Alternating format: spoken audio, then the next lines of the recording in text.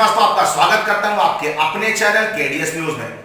जैसा कि आप जानते हैं कि जब भी मैं आपसे रूबरू होता हूं, हर बार किसी नए विषय के साथ रूबरू होता हूं। तो आज 15 अगस्त का दिन है। आप सभी को स्वतंत्रता दिवस की हजार शुभकामनाएं। स्वतंत्रता दिवस के मौके पर अगर हम आपसे रूबरू हो रहे हैं तो निश्चित तौर पर हम आपसे स्वतंत्रता दिवस की ही बातें करेंगे। हम आपको स्वतंत्रता दिवस की घटनाओं से, कुछ ऐसी घटनाओं से रूबरू कराएंगे जिनके बारे में आपने भी शायद नहीं सुना होगा, आप नहीं जानते होगा, और वो घटनाएं बहुत रोचक हैं, हमारे इतिहास के पन्नों में दबी हुई हैं।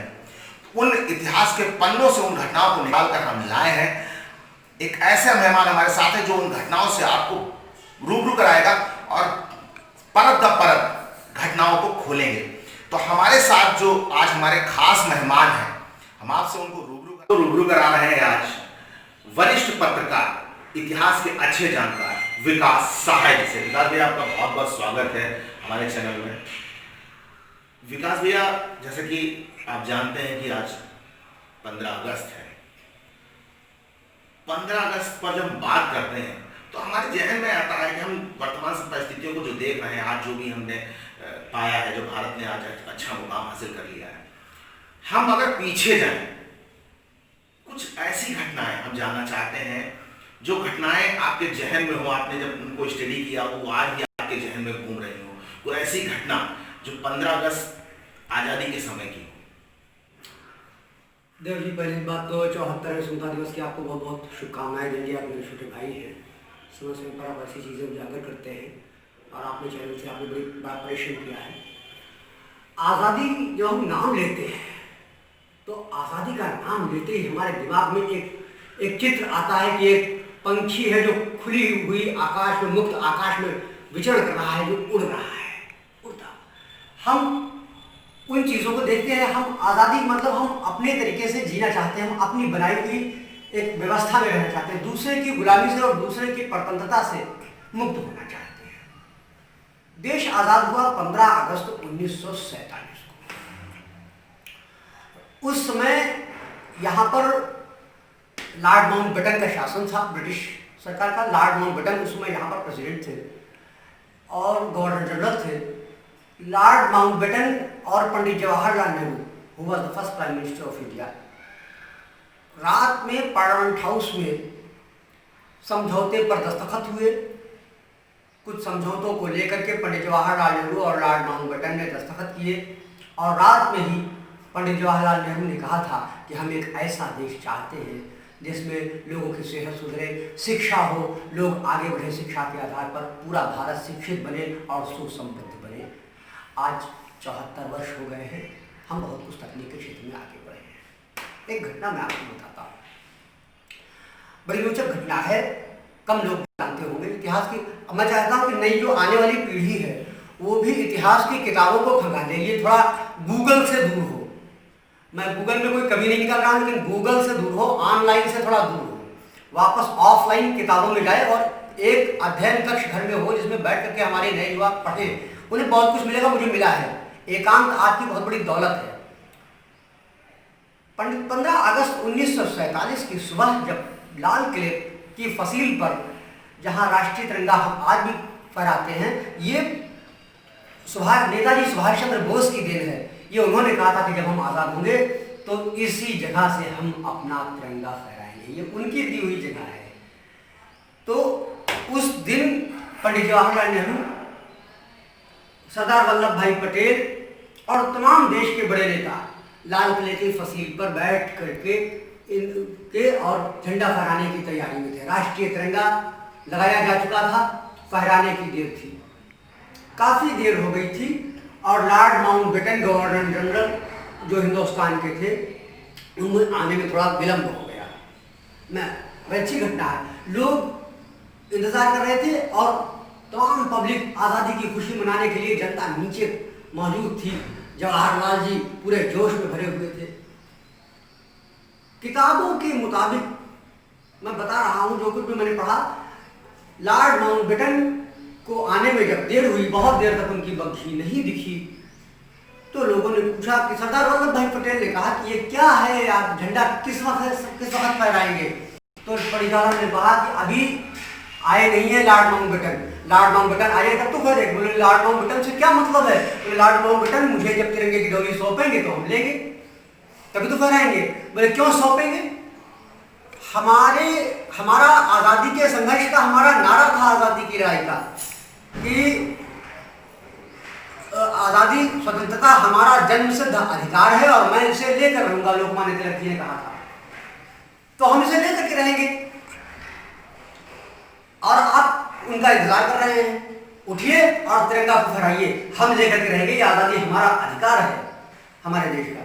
तब पंडित जवाहरलाल नेहरू उठे और उन्होंने तिरंगे की डोरी खींच दी और तिरंगा फहर गया, राष्ट्रगान हो गया।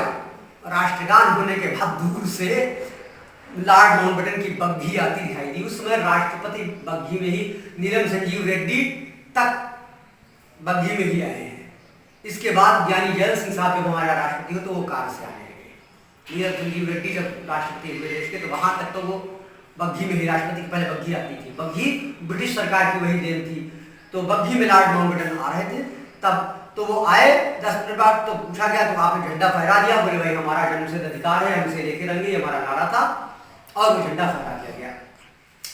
भारत की पार्लियामेंट को इससे कोई मतलब नहीं था, हमारे यहाँ देश आजाद हो चुका था, हम अपनी खुशियां मना रहे थे, जश्न। लेकिन ब्रिटेन की पार्लियामेंट ने इसे बहुत पकड़ा, वहां बहस हुई, वहां जवाब तलब हुआ लॉर्ड माउंटबेटन से कि आज क्यों लेट हुए और ऐसा क्यों हुआ। लेकिन खैर हमारा देश आज आज़ादी की 74वीं वर्षगांठ मना रहा है और हमारे यहाँ तकनीक के क्षेत्र में भी हम आगे बढ़े हैं, शिक्षा के क्षेत्र में हम आगे बढ़े हैं और उम्मीद है ऐसे ही देश तरक्की करेगा। कुछ एक कमियां हर जगह होती है। कहा जाए कि बड़ी घटना थी कि एक अंग्रेज अफसर, क्योंकि अंग्रेजों के बारे में जितना मैंने सुना और पढ़ा है, ऐसा मैंने सुना है कि वो बड़ा पंक्चुअल होते थे, लेकिन अगर उस पंक्चुअलिटी को लेकर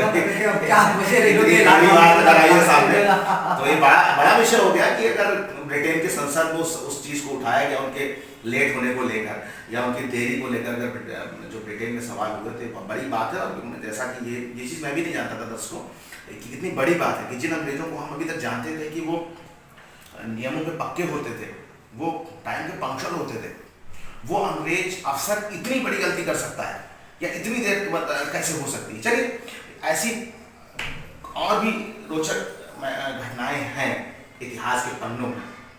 मुझे कुछ धुंधला धुंधला सा याद है कि कुछ हमारे सरदार वल्लभ भाई पटेल जी ने, जो हमारे एक नेता थे उस समय आज़ादी के बाद, उन्होंने जो हमारी जो छोटी छोटी रियासतें, सिर्फ नेता नहीं थे, हमारे प्रथम गृह मंत्री थे। हाँ, हमारी पूरी व्यवस्था को। हाँ, तो उन्होंने उस समय जो गृह मंत्री के दौरान उन्होंने मुझे जो याद आ रहा है कि कुछ छोटी छोटी रियासतें थी, वहां पर विद्रोह जैसा चल रहा था।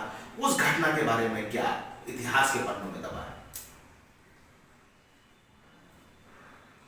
आपके लखीमपुर खीरी में लाइब्रेरियां हैं, एक डिस्ट्रिक्ट लाइब्रेरी सरकारी, एक लाइब्रेरी विलोबी पुस्तकालय है। विलोबी पुस्तकालय में तमाम कलकत्ता, जब ये खुला था तो इसमें कलकत्ता से कुछ किताबें ट्रांसफर हुई थी। ब्रिटिश पीरियड का यह पुस्तकालय है और इसमें आपको तमाम किताबें मिल जाएंगी, इंग्लिश में भी और हिंदी में भी। आप उनको पढ़ें। आज़ादी के आंदोलन पर यहाँ तमाम किताबें हैं, आपके लखीमपुर खीरी में तमाम किताबें हैं और दोनों पुस्तकालयों में आपको मिल जाएंगे। मैं बताता हूँ, 562 रियासतें थी। केवल महाराजा पटियाला को छोड़ दें तो कोई भी रियासत, सिख रियासत भी पंजाब में नहीं थी।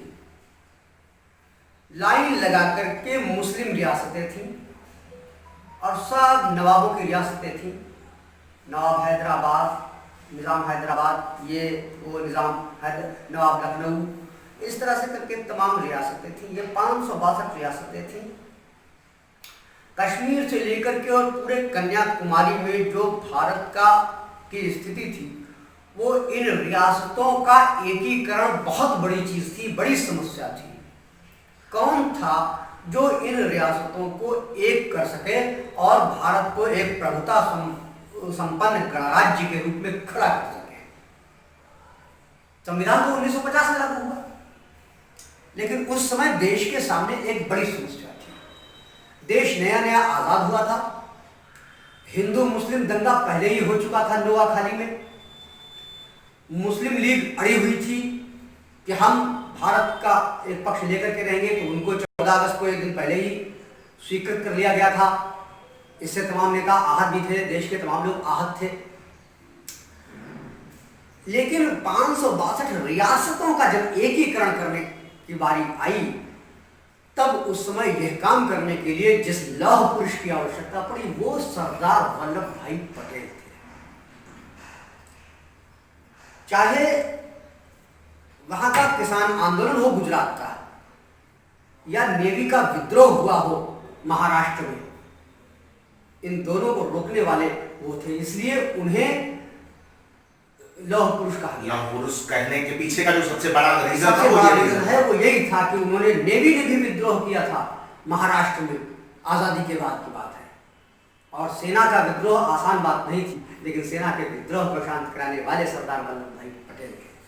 जो संज्ञा दी गई लौह पुरुष की वास्तविकता में वो ही वाज आयरन मैन। उन्होंने 562 रियासतों के लोगों को बुलाया, बैठाला, और उनसे समझौते किए, उनको बताया कि देश किस तरह से एकजुट होकर के इन रियासतों का एकीकरण कर सकता है। तमाम मुस्लिम रियासतें थी जो एकीकरण के लिए अपने विलय करने के लिए राजी नहीं थी, लेकिन कश्मीर ने इसकी शुरुआत की थी और वहीं से रियासतों का एकीकरण शुरू हुआ है और फिर जाकर के भारत प्रभुता संपन्न गणराज्य बना है। और उन्होंने बताया कि सारी रियासतों को किस तरह पूरे देश को एकजुट होकर के एक साथ लाभ मिलने वाला है। और वो समय हुआ कि जब सारी रियासतों ने एक साथ एक कागज पर संसद भवन में जब हस्ताक्षर किए हैं और पूरा देश एकजुट हुआ है। कहा जाए कि आजादी मिलने के बाद भी हम अलग अलग टुकड़ों में बटे हुए थे, लेकिन लौह पुरुष जिनको कहा जाता था, छोटी छोटी रियासतें थी, 4-4 किलोमीटर की, 2-2 किलोमीटर के राजा थे। तो वो बहुत बड़ा काम था आजादी बात को। आजादी मुझे लगता है कि हमारे नौयुवकों को ये पढ़ना चाहिए, इसके बारे में ज्यादा जानकारी होनी चाहिए। कौन सी रियासत कहाँ थी? राजा लोने सिंह मितौली, राजा साहब महवागंज इधर, ओयल स्टेट के राजा, कैमारा स्टेट के राजा इधर, ये जनपद लखीमपुर खीरी की बात कर रहे हैं। छोटे छोटे राजा थे। कभी एक कहावत थी, देहरी नांगे विदेश, तुम अपने देश से आए, हम अपने देश से आए हैं। ओयल अलग देश था, कैमारा अलग देश था, महवा अलग देश था, और कहते हैं मितौली अलग देश था। ये सब देश मतलब कह सकते हैं कि एक जो हमारा एक जिला है उसी में 8-10 रियासतें थी। 8-10 रियासतें तो आज एक भारत का इतना बड़ा प्रभुता संपन्न गणराज्य है, ये सरदार वल्लभ भाई पटेल साहब की देन है और हमें इस पर गर्व होना चाहिए। हम याद करते हैं उन्हें, आपने कहा वास्तविकता में लौह पुरुष थे और उन्हें हम याद रखें हमेशा अपने जहन में। उनको जितना मुझे लगता है विकास भैया, अगर सरदार वल्लभ भाई पटेल जी की बात आती है, जिनको हम नेताजी कहते हैं, उनका अगर बात आती है, लौह पुरुष जिनको जाना जाता है, बहुत कुछ है उनको पढ़ने के लिए, मतलब उनके बारे में जानने के लिए हमें लगता है पटेल जी का जीवन आंदोलनों का जीवन रहा है। केवल भारत के नहीं, उन्होंने पूरे गुजरात के करमसद खेड़ा, जहाँ वो जन्मे थे, वहाँ खेड़ा जिले के अंदर उन्होंने किसानों को किस तरह आंदोलित किया है, वह पढ़ने वाला है। मुझे लगता है कि अगर हम इसके बाद की घटना पर आए तो मुझे ये पूछना होगा आपसे कि उसके बाद ही जो एक पाकिस्तान ने भी एक कायराना हरकत की थी, शायद तुरंत उसके कुछ समय बाद ही, मुझे लग रहा है पटेल जी ने उसमें भी एक बहुत अच्छी भूमिका निभाई थी। तो क्या था वो मामला क्या था जिसमें जो पाकिस्तान की, वो तो हमेशा करता रहता लगातार, उसकी तो आदत है शुरुआत से, मुझे लगा उस घटना से मुझे लग रहा है उसकी आदत वो शुरू हुई है, इसलिए मैं उस घटना को जानना चाहता हूं। नफरत की नींव पर ही बना है वो, और नफरत ही उसे एक दिन ले डालेगी। आज मैं भविष्यवाणी कर रहा हूं।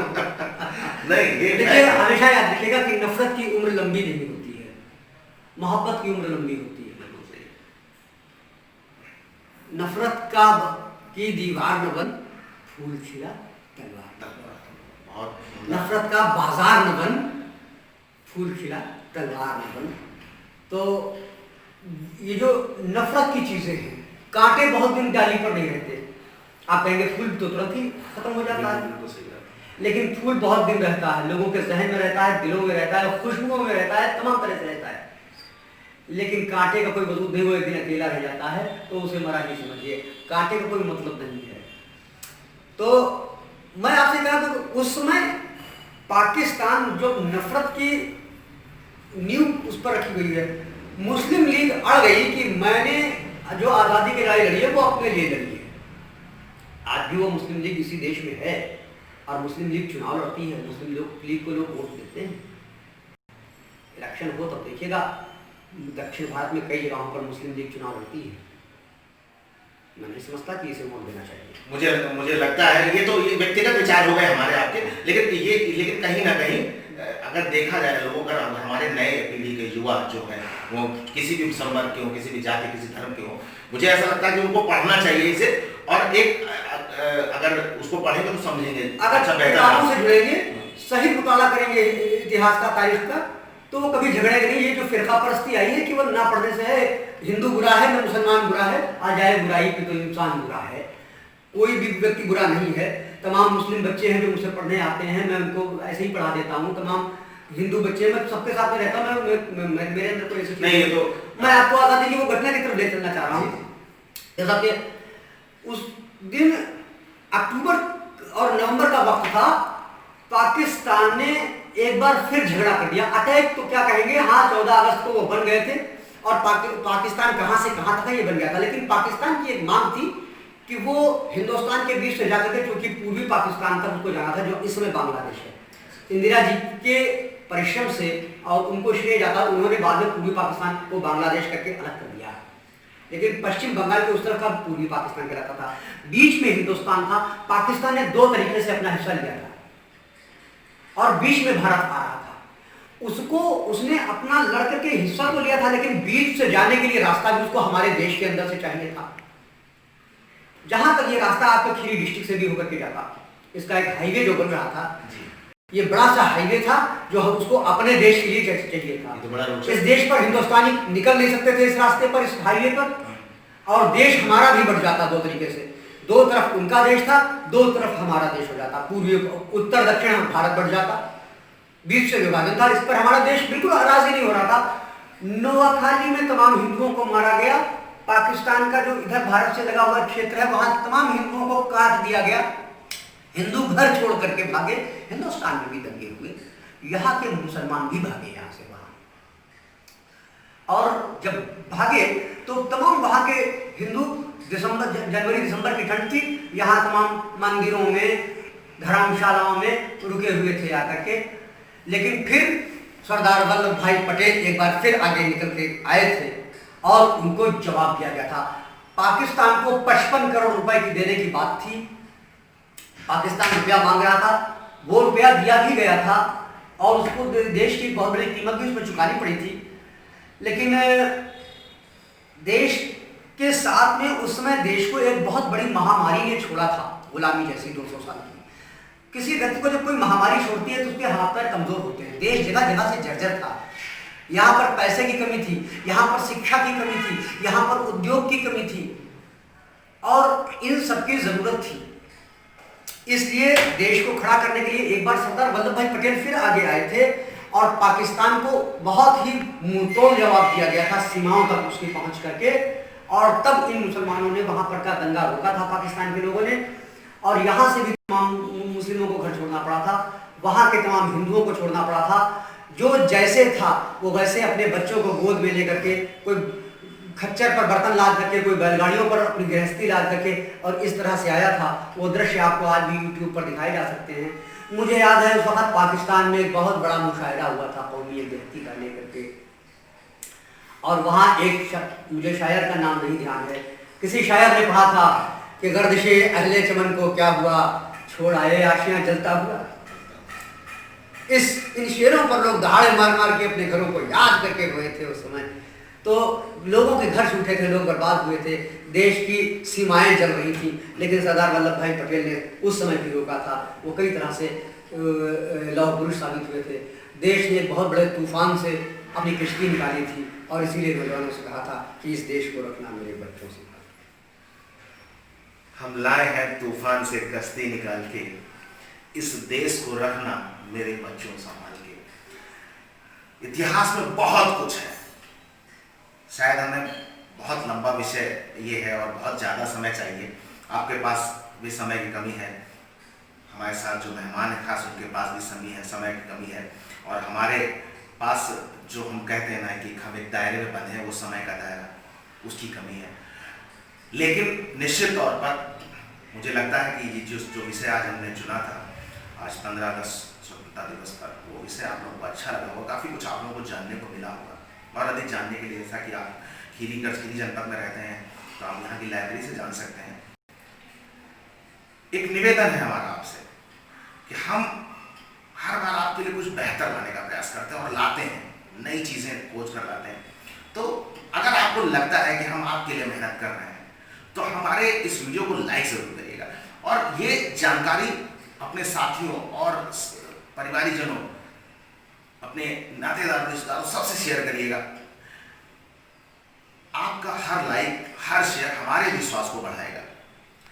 हम आपके लिए कुछ ना कुछ नया करते रहेंगे। दोस्तों, अगली बार किसी नए विषय के साथ हम आपसे फिर से रूबरू होंगे। तब तक के लिए दोस्तों, नमस्कार, जय हिंद, जय भारत।